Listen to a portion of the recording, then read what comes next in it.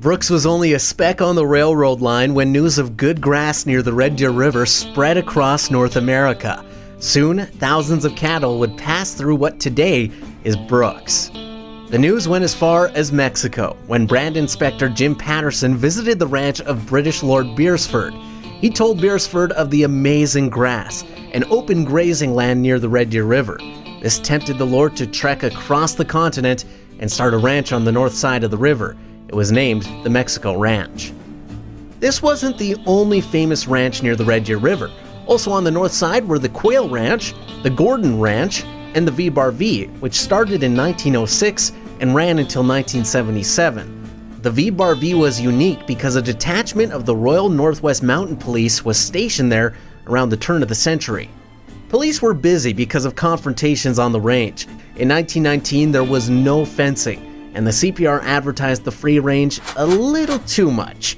This led over 88,000 sheep owned by Montana sheepmen to cross the border and graze on CPR land. The local cattlemen weren't happy about this. Mutton and wool prices were high and threatened their industry. It was decided the sheep would stay south of the rail line. But when sheep herders built their camps north, the cattlemen held secret meetings about what to do. Soon, a number of cowboys, including the Duke of Sutherland's men and businessmen from Brooks, rode out to the castles area with Pete Smith and Norman Stafford leading the charge. They burnt down a few empty camps to show they meant business. This began what's known as the Sheep Wars. Skirmishes continued. Cattlemen hooked their ropes to sheep herders' shacks and tried to move them. One herder had all of his belongings burnt in a fire. Arrests were made, but there were no convictions. Eventually, the CPR Land Department talked to the sheep herders, and they began to move south. Wool and mutton prices also dropped, so the problem settled itself. During this era, ranchers were seen as strong and burly cowboys, adventurists, and salesmen. Charles McKinnon was no exception. After becoming the ranch boss at the famous Bayou Ranch in Paquisco, he became his own boss and bought the XL Ranch south of Bazzano. In 1913, more than 12,000 cattle were branded there. Albin Nelson was another one of the most recognizable ranchers around. He had more than 3,000 horses in the Brooks area. His faith in the industry was never questioned, especially when the machine age came along and his friends advised him to get out of the business. Clifford H. Sewell came to the wide open spaces of southeast Alberta in 1909.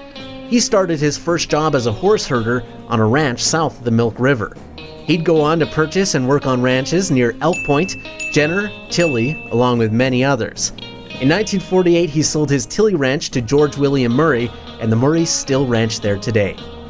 Sam Howe was rumored to be a tough man to work for, but those who actually knew him didn't feel that way. Born in Utah, he built his own ranch around Turner Valley in 1888 after running wild horses for years. Sam did well building up cattle and horses. In 1914, he moved to the headquarters of the Old Ware Ranch on the Red Deer River to work with his friend Rod McClay. He became a well-known figure in the Brooks area before he passed away in 1947. Although he was a man of many jobs, including everything from being a hotel manager to a miner, he was always a cowboy. And we can't talk about legendary cowboys without mentioning John Ware. John was one of the most well-known and liked cowboys on the Alberta Range. His story is one of resiliency. Born a slave on a South Carolina cotton plantation in 1850, his days consisted of picking cotton alongside other slaves. After he was freed in 1864, he headed to Texas to run cattle. Eventually, a drive brought him to Alberta in 1882.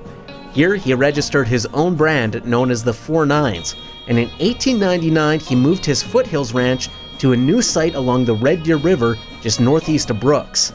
John's story came to an end in 1905 when he passed away after a horse accident. The log cabin where the Wares lived still stands at Dinosaur Park today. These early ranchmen put faith in the future of the West and the livestock industry. They spent countless days raising livestock and worked hard with the government to improve the marketing of Canadian beef.